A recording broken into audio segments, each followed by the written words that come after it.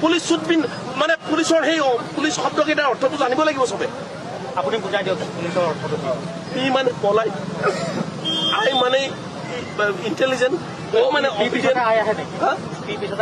Police P পিছত অ হা, P মানে পলাইট, অবিডিয়েণ্ট, ইণ্টেলিজেণ্ট, চি মানে কি বুলি কয় এইটো চিভিলিয়ান মানে ফৰ চিভিলিয়ান, ই মানে এফিচিয়েণ্ট, হা, আই মানে Your English is loose. My English is loose.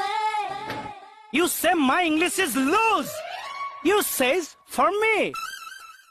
I'm talking English from era babyhood. When I coming from my stomach, my mother's stomach, I crying English, I laughing English, I jumping English.